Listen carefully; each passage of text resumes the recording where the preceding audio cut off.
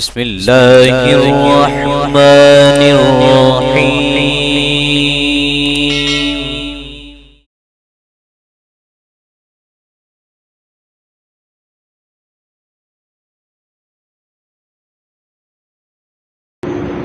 اگر ان اصولوں کی روشنی میں نبی صلی اللہ علیہ وسلم کی سیرت کو اور آپ کی کارہائے نمایاں کو سمجھا جائے، آپ کے طریقے زندگی کو سمجھا جائے، تو مسلمان کے لیے کچھ مشکل نہیں پیش آتی۔ لیکن اس کے باوجود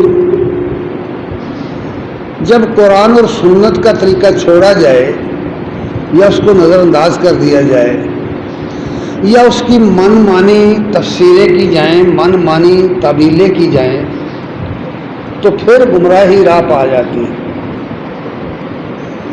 یہی وجہ ہوئی ہے کہ اسلام نے جس چیز کی سب سے زیادہ مذمت کی ہے یا جس چیز سے سب سے زیادہ منع کیا ہے، وہ در حقیقت مربجہ درویشی یا فقیری ہے۔ پڑھی لکھی زبان میں ہم اس کو صوفیانہ ازم کہہ سکتے ہیں، صوفی ازم۔ یہ درویشی اور یہ فقیری، یہ یوگیانہ اعمال، یہ سوچ و فکر جس وجہ سے پیدا ہوئی وہ یہ ہے کہ انسان نے ہمیشہ ہر زمانے میں، ہر قوم کے اندر، ہر امت کے اندر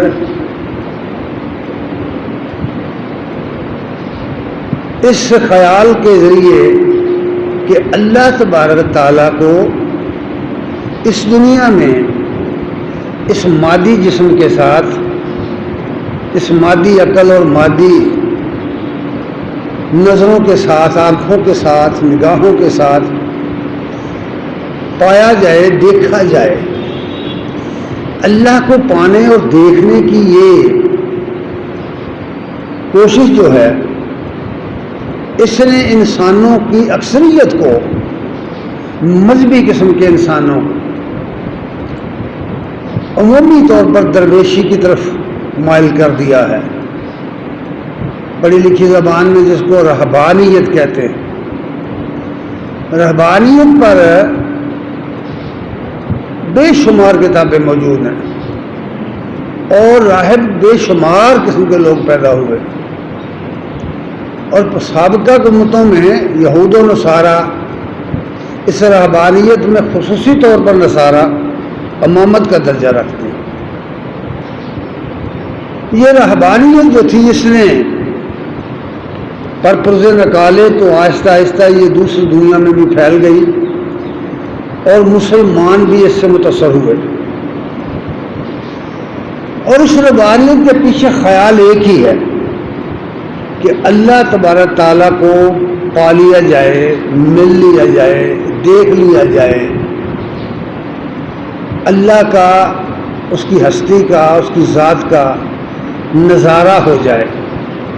بنیادی خیال تحت شعور میں یہ ہوتا ہے۔ لیکن اللہ تعالیٰ کی ہستی، اس کی ذات ایسی نہیں ہے کہ جو پا لی جائے یا جسے دیکھ لیا جائے یا دیکھا جا سکتا ہو۔ قرآن و سنت کی روشنی میں اگر ہم جائزہ لیں اس خیال کا، اس عقیدے کا یا اس سوچ کا، تو پتہ چلتا ہے کہ یہ ممکن ہی نہیں ہے، یہ بات ہی غلط ہے سرے سے۔ لیکن یہ تو ان لوگوں کے لیے ہے جو قرآن و سنت پر عمل کریں یا اس کو مانیں یا اس کو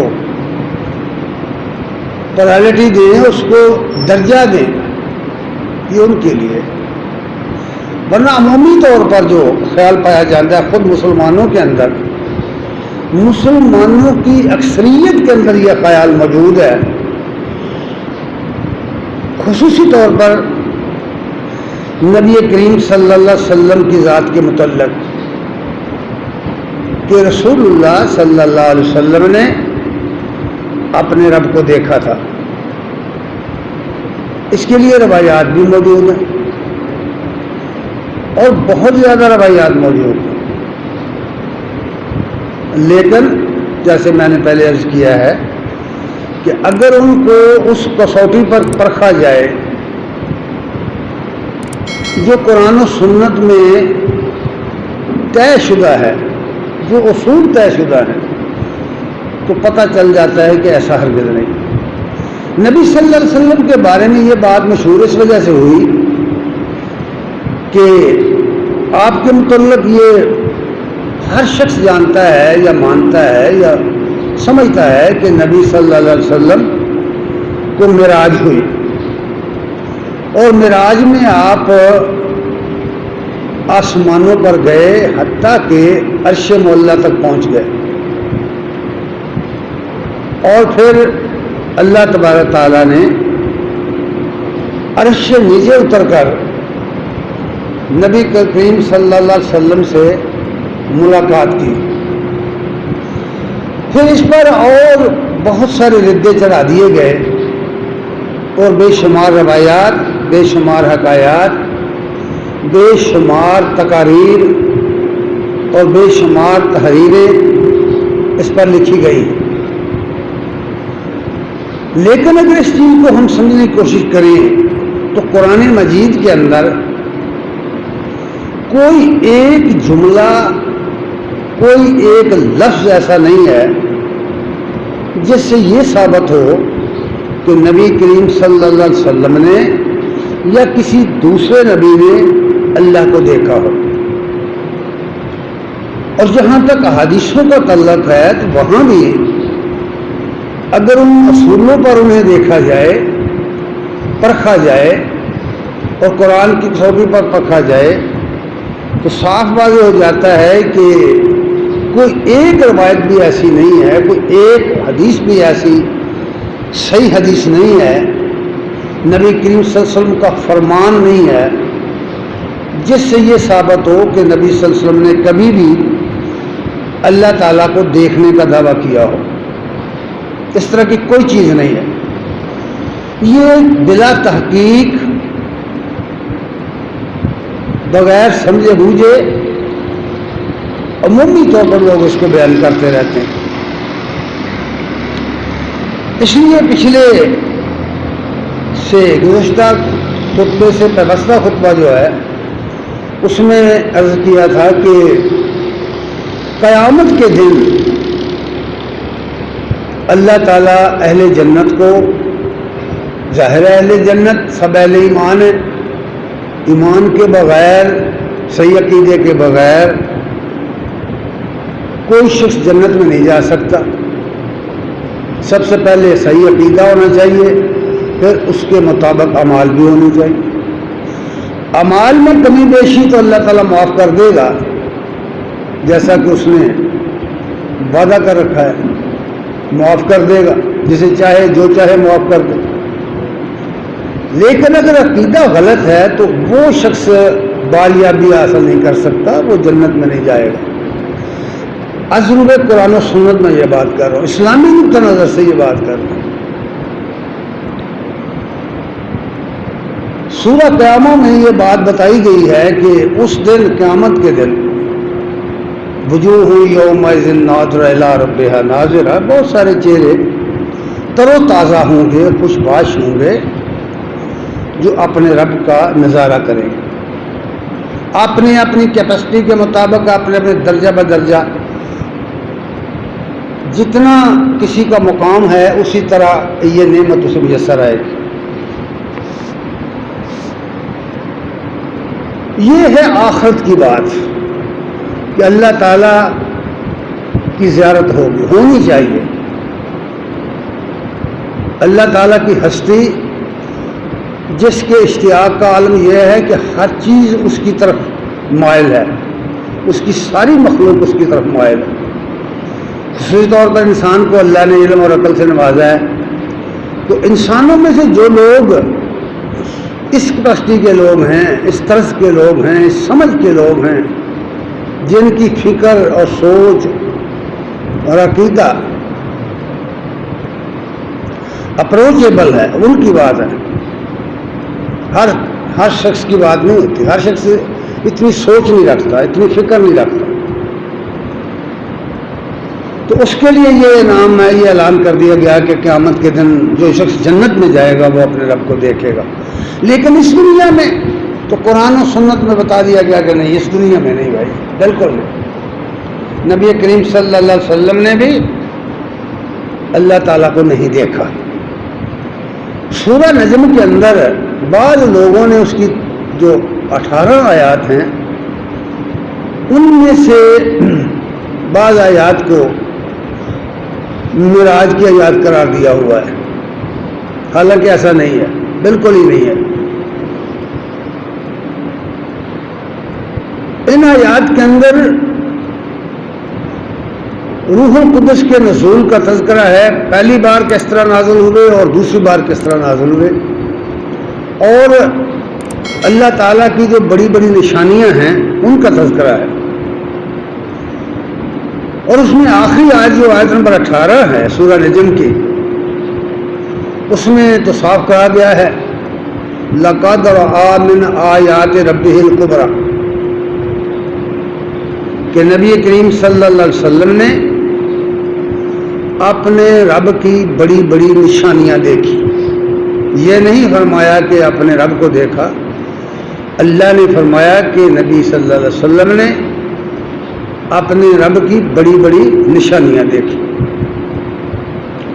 لیکن نہ جانے کیوں ایسا ہوا کہ پھر یہ باتیں مشہور ہو گئیں کہ نبی کریم صلی اللہ علیہ وسلم کو اللہ تعالیٰ کی زیارت ہوئی ہے، آپ نے اس کو دیکھا ہے. قرآن مجید میں جب اس کی نفی موجود ہے تو پھر کوئی وجہ نہیں تھی. لیکن انسانی ذہن کچھ کی ساخت کچھ اس طرح کی ہے کہ یہ عجوبے تلاش کرتا رہتا ہے اور اس پر اپنی سمجھ کے مطابق تعبیر بھی کرتا ہے. تو اس کے حوالے سے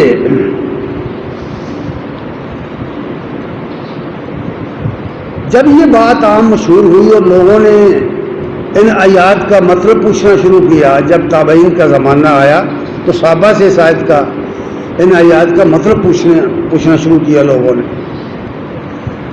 تو اس سلسلے میں بہت ساری آیات ہیں. میں نے صرف ایک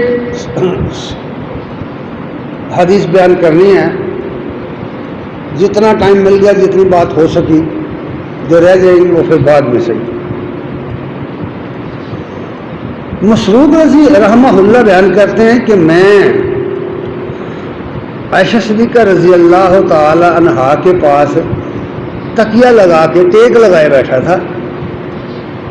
ان مسروق قال كنت متكئا عند عائشہ فقالت یا ابا عائشہ. ایک حدیث میں ہے کہ مسروق کہتے ہیں میں نے آپ سے پوچھا تھا، اور اس میں یہ حدیث زیادہ تفصیل بیان کری، یہ مسلم کی حدیث ہے. اس میں ہے کہ میں ان کے پاس تھا تو آپ نے فرمایا، ام المومنین نے فرمایا یا ابا عائشہ. ابا عائشہ مسروق کی کنیت ہے. انہوں نے مخاطب کر کے مسروق کو کہا اے ابو عائشہ، سلاسن، تین باتیں ایسی ہیں، تین باتیں، امی عائشہ نے فرمایا تین باتیں ایسی ہیں کہ جو شخص ان میں سے کسی ایک کا بھی دعویٰ کرے تو اس نے اللہ پر بہتان باندھا. من تکلم بواحدۃ منہن، ان میں سے کسی ایک کا بھی کوئی شخص دعویٰ کرے، کسی ایک کے بارے میں بھی کلام کرے، فقد عزم علی اللہ الفریہ، تو اس نے اللہ تعالیٰ پر بہتان باندھا. مسعود کہتے ہیں قلت ماہن، کہتے ہیں میں نے پوچھا امی جان وہ تین باتیں کون سی ہیں، وہ تین باتیں کون سی ہیں؟ تو انہوں نے فرمایا قالت من زعم ان محمدن رأى ربه فقد عزم علی اللہ الفریاد. جو شخص اس بات کا دعویٰ کرے کہ محمد صلی اللہ علیہ وسلم نے اپنے رب کو دیکھا ہے، وہ جھوٹا شخص ہے، اس نے اللہ پر بہتان باندھا ہے. مسروق کہتے ہیں یہ بات سن کر یہاں ایک بات اور بھی سمجھیں کہ بہت طویل زمانہ گزر گیا ہے، 14 صدیاں بیت گئی ہیں. ذرا آپ غور کریں اس زمانے میں کیا حال ہو گیا، جبکہ اس وقت بھی صورتحال کچھ اس طرح کی تھی کہ لوگوں کو اشکال پیدا ہوتے تھے بعض آیتوں میں. اس وقت جب صحابہ زندہ ہیں، تابعین کا زمانہ ہے، صحابہ کی وہ تربیت میں ہیں، اس وقت بھی بعض آیات کے بارے میں انہیں اشکال پیدا ہو جاتے، وہ اپنے اشکال کی بات کرنے لگے. مسروق نے کہا قال وکنت متکئا فجلست، میں تکیے لگائے بیٹھا تھا، پھر میں سیدھا ہو کر بیٹھ گیا. فقلت یا ام المومنین، میں نے عرض کیا اے ام المومنین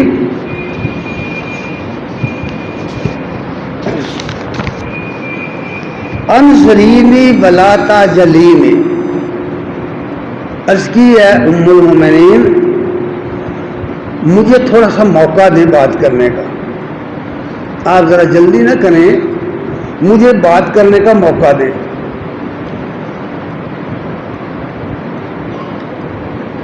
اور پھر ساتھ ہی کہا الم یقل اللہ عز وجل، کیا اللہ تعالیٰ نے یہ نہیں فرمایا وَلَقَدْ رَآهُ بِالْأُفُقِ الْمُبِينِ. مسعود نے کہا کہ یہ آیت جو ہے سورہ تکویر کی آیت نمبر 23 ہے. یہ وہ کہتے ہیں کہ میں نے کہا کہ اللہ نے یہ جملہ ارشاد نہیں فرمایا وَلَقَدْ رَآهُ بِالْأُفُقِ الْمُبِينِ، کہ اس نے دیکھا اس کو، یعنی نبی کریم صلی اللہ علیہ وسلم نے اس کو دیکھا. مسروق سمجھے کہ اللہ کو دیکھا، اس میں کسی کا نام نہیں ہے، اشارات ہیں، ضمائر ہیں. اس نے دیکھا اس کو، انہوں نے اس سے یہ سمجھا کہ نبی صلی اللہ علیہ وسلم نے دیکھا اس کو، یعنی اللہ کو، بالافق المبین، آسمان کے ظاہری کنارے پر. اب غور کرو کہ اگر اس زمانے میں ایک شخص، عالم شخص، تابعی، صحابہ کی صحبت میں رہنے والی شخصیت قرآن سمجھنے میں یہ غلطی کرے، قرآن سمجھنے، قرآنی آیت کو سمجھنے میں اسے یہ اشکال پیدا ہو کہ کس نے کس کو دیکھا، اور یہ سمجھے کہ نبی صلی اللہ علیہ وسلم نے اللہ کو دیکھا، تو آپ اندازہ کر سکتے ہیں کہ اب قرآن پڑھتے ہوئے، اس کا ترجمہ کرتے ہوئے، اس کی تفسیر کرتے ہوئے کیا صورتحال پیدا ہو جائے گی. اب کیا ہوگا جب وہ قریب ترین زمانے کے لوگ ہیں تو ان کا یہ حال تھا، تو اب ہمارا کیا ہوگا پھر. اور یہی وجہ ہے کہ قرآن مجید کے تراجم اگر آپ پڑھیں گے تو ان میں اختلاف پائیں گے، تفسیروں میں تو بہت ہی زیادہ ہے نا. اس کی یہی وجہ ہوئی کہ قرآن مجید کو سمجھنے کے لیے جو اس کے بنیادی اصول ہیں انہیں اپنانا پڑے گا. اور دوسری آیت پھر انہوں نے ایک اور پڑھی، وہ سورہ نجم کی آیت نمبر 13 ہے. اس میں ہے کہ وَلَقَدْ رَآهُ نَزْلَةً أُخْرَىٰ، اور البتہ تحقیق اس نے اس کو دوسری مرتبہ اترتے ہوئے دیکھا. دوسری مرتبہ اس نے اس کو، یعنی نبی صلی اللہ علیہ وسلم نے بلندی سے اترتے ہوئے اللہ تعالیٰ کو دوسری مرتبہ دیکھا. اچھا، عام طور پر آپ دیکھیں، تراجم کو پڑھیں، 2 4 5 7 10 تراجم اکٹھے کریں تو آپ کو اندازہ ہو جائے گا جو لوگ سورہ نجم کی آیات کو معراج کی آیتیں کہتے ہیں، وہ اس آیت پر نظرتاً کا ترجمہ چھوڑ دیں گے۔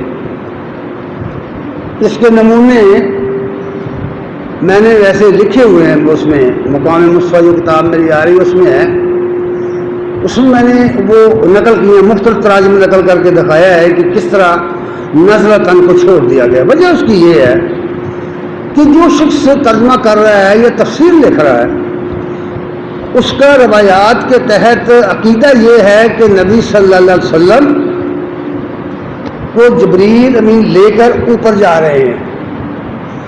اب اگر وہ اترنے کا ترجمہ کر دے تو وہ سارا سین خراب ہو جاتا ہے، سینیریو خراب ہو جاتا ہے، اس لیے اس کو مجبوراً چھوڑنا پڑا نظرتاً کو، اور ترجمہ یوں کر دیا ہے کہ اس نے اس کو ایک اور بار بھی دیکھا، ایک اور بار بھی یا کر دیا کہ اس کو دوسری بار بھی دیکھا، نظرتاً کو چھوڑ دیا، اترتے ہوئے دیکھا، چھوڑ دیا۔ اور یہی بات صورتحال مشروق کو پیش آئی ہے کہ وہ ان آیتوں کو یہ سمجھا اپنے طور پر، اسے کسی نے پوچھا نہیں، نہ کسی نے بتایا اس کو، اس نے اپنے طور پر یوں سمجھا۔ پھر یہ بھی بات سمجھ میں آ گئی اس واقعہ سے کہ قرآن سمجھنے کے لیے استاد چاہیے۔ یہ بات بھی سمجھ لو کہ یہ ایسا نہیں ہے، استاد چاہیے، اس کے ماہرین چاہیے، جاننے والے چاہیے۔ انہوں نے خود اپنے طور پر یہ سمجھا ان آیتوں کا مفہوم کہ نبی صلی اللہ علیہ وسلم نے اللہ کو دیکھا ہے، اسی لیے وہ کہہ رہے ہیں کہ کیا علم یقل اللہ عز و جل، کہ اللہ نے فرمایا نہیں، یعنی وہ خود تو اللہ کہہ رہا ہے کہ نبی صلی اللہ علیہ وسلم نے اللہ کو دیکھا، یہ سمجھا انہوں نے۔ یہ مسروق کے فہم کی غلطی تھی۔ ایک تابعی کی بات کر رہا ہوں میں، تابعی کی، عام لوگوں کی بات نہیں ہے یہ، کہ ایک تابعی اپنی فہم میں تفہیم میں کیا غلطی کر رہا ہے۔ سن کر امی عائشہ نے فرمایا، ایک دوسری بات میں ہے کہ فرمایا مسروق تیری یہ بات سن کر میرے رونگٹے کھڑے ہو گئے ہیں، یہ تو کیا کہہ رہا ہے، قرآن مجید کو تو یہ کیا سمجھ رہا ہے؟ فرمایا فقالت انا اول هذه الامت سأل عن ذلك رسول اللہ صلی اللہ علیہ وسلم۔ امی عائشہ نے فرمایا اس امت میں سب سے پہلے ان آیات کے بارے میں نے سوال کیا تھا رسول اللہ صلی اللہ علیہ وسلم سے، میں نے سوال کیا تھا، اپنی بات نہیں کی، رسول اللہ صلی اللہ علیہ وسلم کی طرف منسوب کر کے کہا کہ ان آیتوں کا معنی کیا ہے، مطلب کیا ہے، میں نے خود رسول اللہ صلی اللہ علیہ وسلم سے پوچھا تھا۔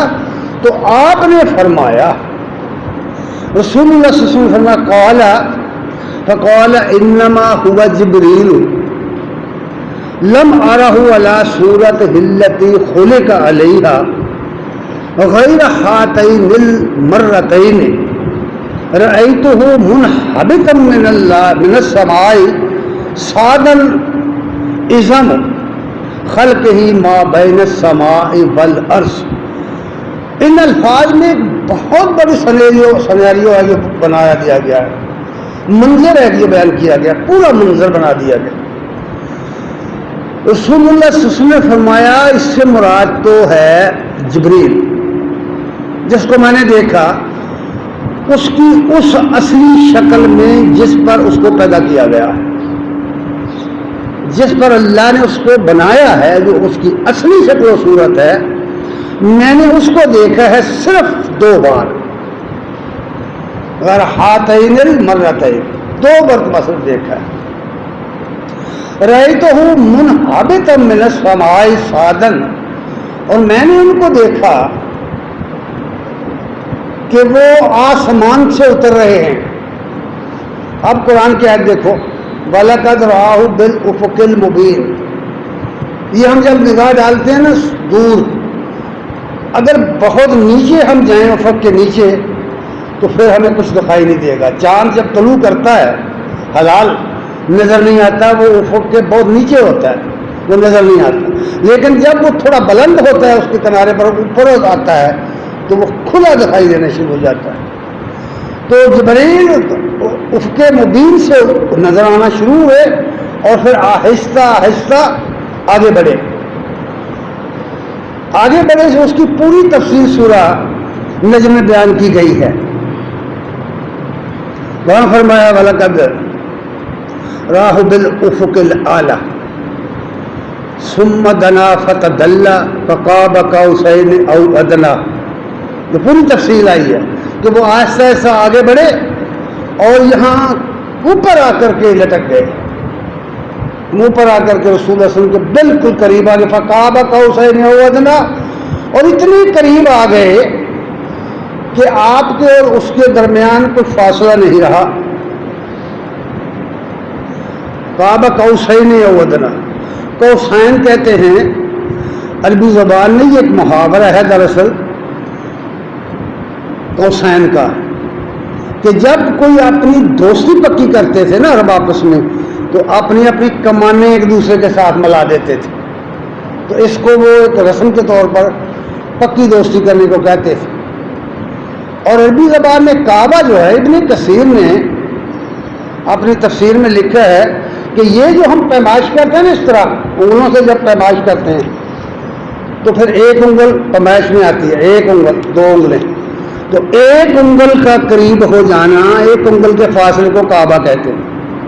یعنی گویا فاصلہ نہیں تھا. ایسا نہیں ہے کہ دور سے آپ اس نے وحی کی اور چلتا بنا, ایسا نہیں ہے.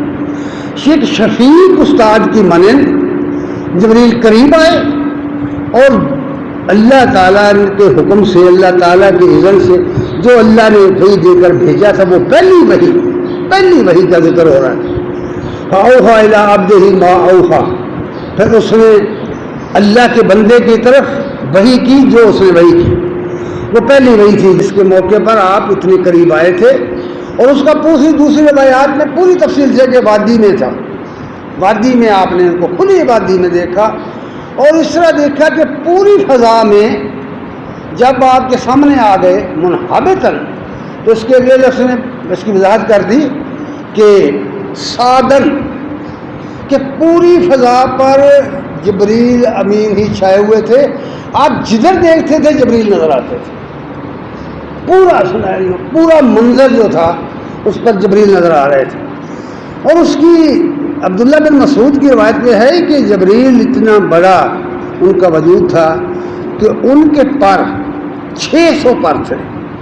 ایک حدیث میں فرمایا نبی صلی اللہ علیہ وسلم نے کہ جب میں نے اسے دیکھا تو اس کے 600 پر تھے. اور ایک اور حدیث میں ہے کہ ایک پر مشرق سے مغرب تک.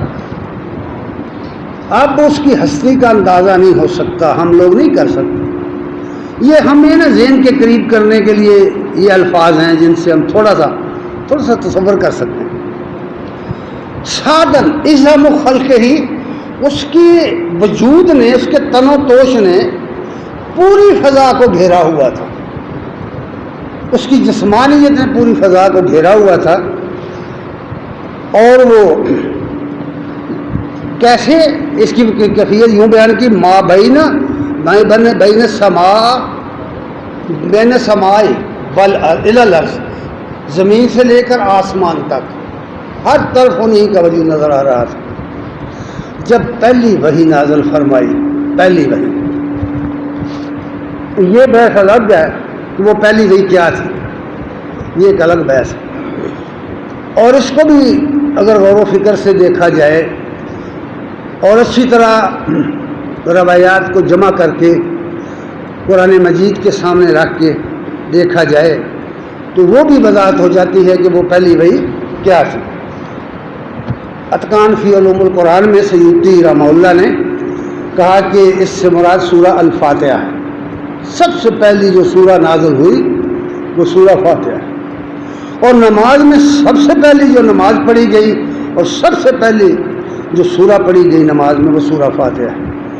پھر ترمذی اور ابو داؤد وغیرہ صحاح کی حدیثوں میں یہ چیزیں سب پائی جاتی ہیں. یہ بیان کر کے نا امی عائشہ نے فرمایا, فقالت, فرمانے لگی, اولم تسمع ان اللہ عز وجل, مسروق تو نے یہ سنا نہیں, تو نے یہ نہیں سنا کیا کہ اللہ فرماتا ہے، سورہ انعام آیت نمبر 103، اللہ فرماتا ہے، دلیل لائی ہے امی عائشہ نے قرآن مجید سے یہ دلیل پیش کی، لا تدرکہ الابصار وہو یدرک الابصار وہو اللطیف الخبیر، اللہ وہ ہستی ہے کہ جس کو ہماری نگاہیں، انسانوں کی نگاہیں پا نہیں سکتی، نہیں دیکھ سکتی۔ اللہ تعالیٰ کی ہستی جو ہے اس کو انسانی نگاہیں نہیں پا سکتی، ان کا ادراک تک نہیں کر سکتی، اور وہ نگاہوں کو پاتا ہے، وہ انسانوں کی نگاہوں کو پاتا ہے، اور وہ نہایت باریک بین اور باخبر ہے۔ اب یہ ذرا غور کیجئے، پھر یہاں ایک سوال پیدا ہو جاتا ہے کہ جو دیکھا نہیں، جو کبھی ملا نہیں، جس کی ہم نے تعریفیں تو بہت سنی، لیکن اس کے بارے میں ان تعریفوں کے سوا ہم کچھ نہیں جانتے، نہ اسے دیکھ سکتے ہیں، نہ اسے مس کر سکتے ہیں، نہ اسے پکڑ سکتے ہیں، نہ اس کا ادراک کر سکتے ہیں، تو پھر ایسی ہستی کا قرب ہمیں کیسے حاصل ہو، ہم اس کے قریب کیسے ہو جائیں گے؟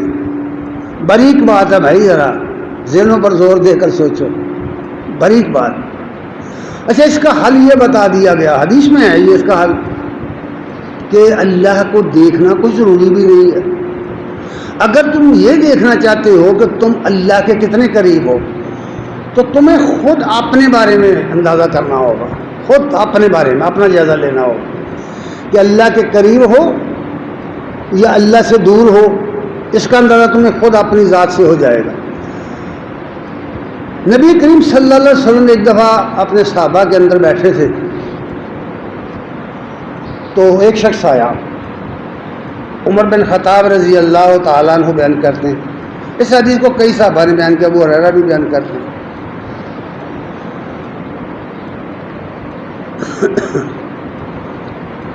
پانی لے آ کے دے تھوڑا جلدی۔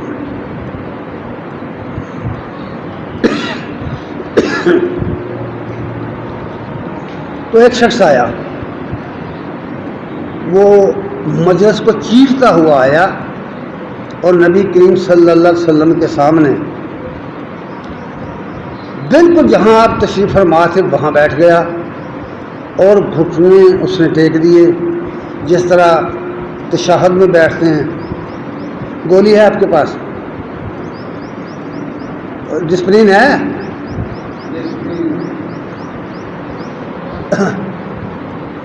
تو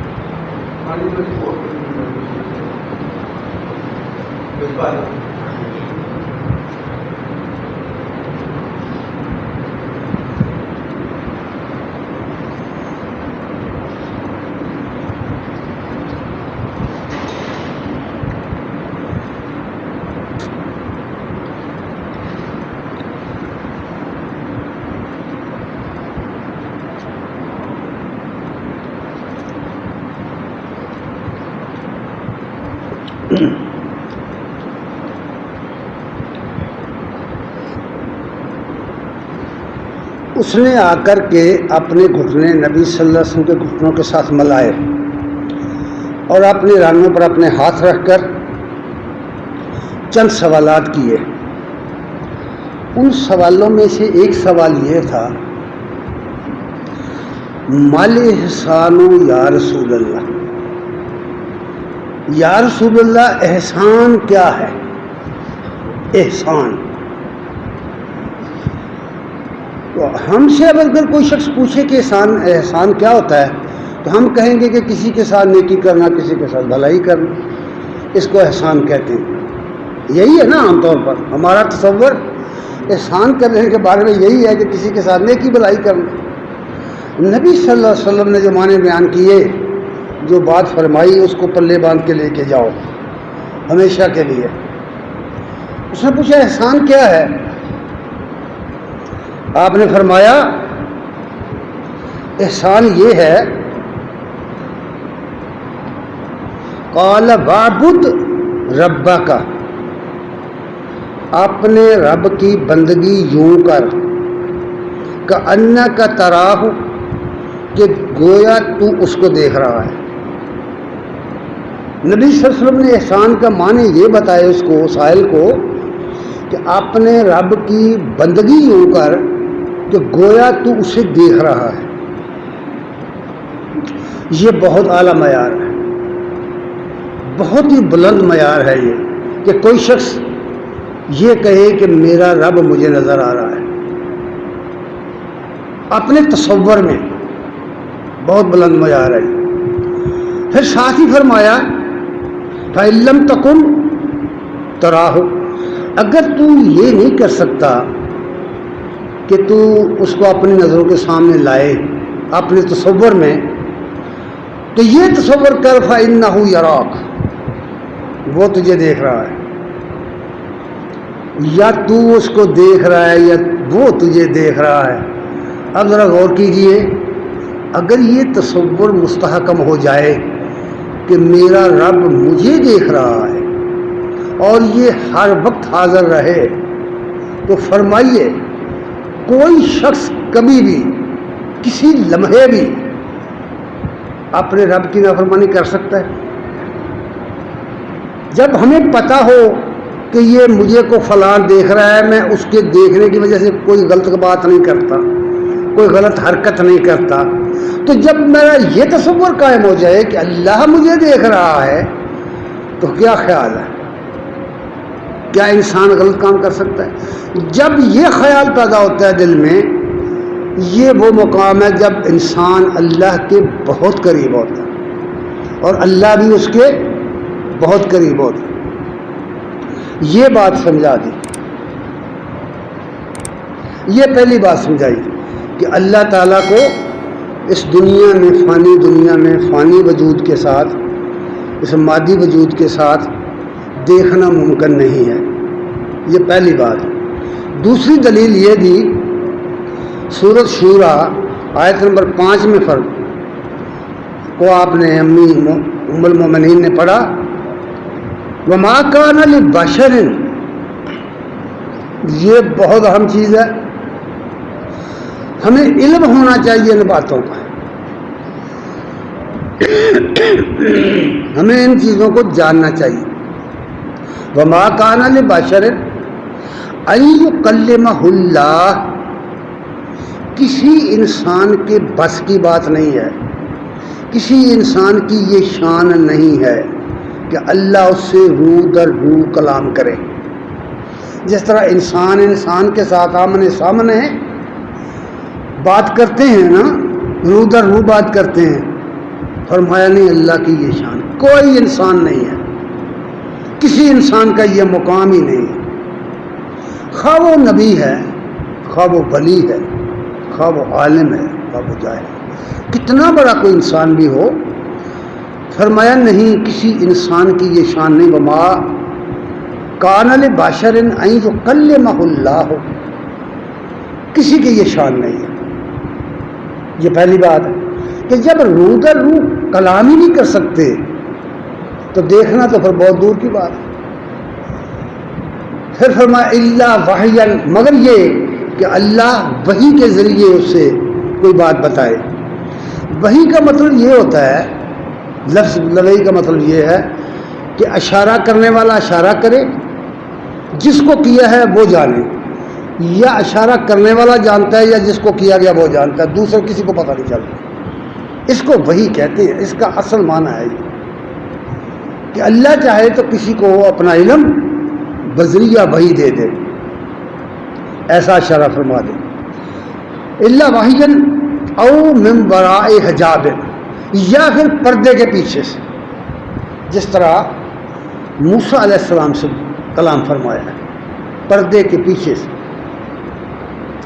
او یرسل رسولا، یا اللہ تعالی رسول بھیجے، یعنی ملائکہ میں سے جو رسول مقرر ہوئے ہیں اس کا پیغام لانے کے لیے، اس کا کلام، اس کی وحی لانے کے لیے، یا پھر اس کو بھیجے، جیسے جبریل امین روح القدس، فیوحی بإذنہ ما یشاء، اور پھر وہ رسول آنے والا جو ہے اللہ تعالیٰ کے اذن کے مطابق جو اللہ چاہتا ہے اس کی وہی کرتے۔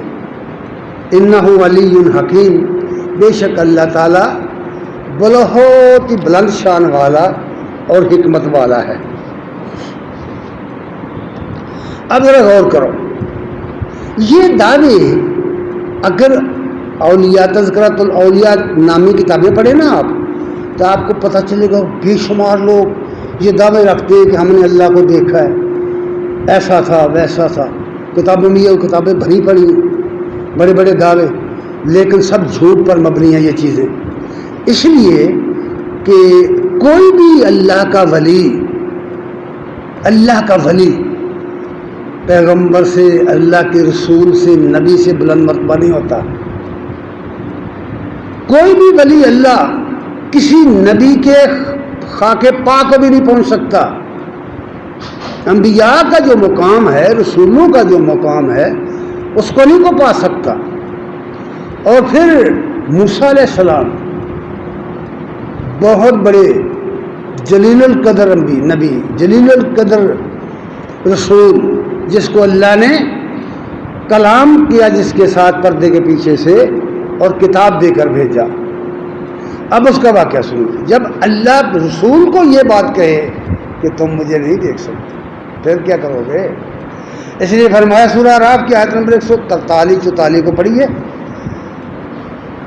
وَلَمَّا جَاءَ مُوسَىٰ لِمِيقَاتِنَا، کہ جب ہمارے مقرر کردہ ملاقات کے وقت پر موسیٰ آئے، طور سینا میں آئے، جب پہاڑ پر آئے، وَكَلَّمَهُ رَبُّهُ، اور اپنے رب سے انہوں نے کلام کیا۔ وہ بات ہوگی پیچھے کہ ورائے الحجاب، پردے کے پیچھے سے۔ پنجابی کے ایک شاعر نے کہا ہے، صورت قلمیوں پاک ندائیں، حرفوں پاک زبانوں۔ آدمی یہ بھی نہیں کہہ سکتا کہ وہ الفاظ کیسے تھے، اس کے حروف کیسے تھے، کہ وہ زبان استعمال ہوئی تھی کوئی، یا کہ وہ کلام جو اللہ کی طرف سے آیا تھا اس کی کیفیت کیا تھی۔ بتایا یہ گیا کہ کیفیت بھی معلوم نہیں ہے، وہ سوائے موسیٰ کو کوئی نہیں جانتا۔ جب کلام کیا تو فرمایا قال ربی، موسیٰ علیہ السلام نے عرض کیا اے میرے رب، آرینی، مجھے اپنا جلوہ دکھاؤ، انظر الیک، میں تجھے دیکھوں، میں تجھے دیکھنے کا مشتاق ہوں۔ بھائی ہونا چاہیے نا، جس سے بات ہو رہی ہے دل تو کرتا ہے کہ اس کو دیکھ بھی لو۔ جس کی محبت آدمی کے دل میں ہو، جس کی نعمتوں سے انسان فائدہ اٹھا رہا ہو، جس کے انعامات کی بارشیں ہو رہی ہیں، اس کے بارے میں یہ خیال تو آتا ہے۔ قال ربی، عرض کیا ہے میرے رب، آرینی، مجھے اپنا جلوہ دکھا، انظر الیک، میں تجھے دیکھنا چاہتا ہوں۔ جواب آیا قال لن ترانی، فرمایا ہرگز تو مجھے نہیں دیکھ سکتا۔ جواب آیا کہ تو مجھے ہرگز نہیں دیکھ سکتا۔ اور پھر فرمایا اچھا چلیے، ولکن انظر الی الجبل، اللہ نے فرمایا اس پہاڑ کی طرف دیکھ، اس پہاڑ کی طرف ذرا دیکھ۔ فلما تجلی ربہ للجبل، پہلے فرمایا فإن استقر مکانہ، اس پہاڑ کی طرف دیکھ، اگر تو اپنی جگہ کھڑا رہ گیا، اگر اپنی جگہ کھڑا رہ گیا تو پھر دیکھ لے۔ لیکن پھر ہوا کیا؟ فإن استقر مکانہ فسوف ترانی، اگر تو اپنی جگہ کھڑا رہا تو مجھے عنقریب دیکھ لے گا۔ فلما تجلی ربہ للجبل، تو جب اللہ نے اس پہاڑ پر جلوہ فرمایا، تجلی فرمائی، جعل دکن، تو وہ ریزہ ریزہ ہو کر اڑ گیا، ریزہ ریزہ ہو کر پہاڑ نابود ہو گیا۔ اور موسیٰ کی حالت کیا ہوئی؟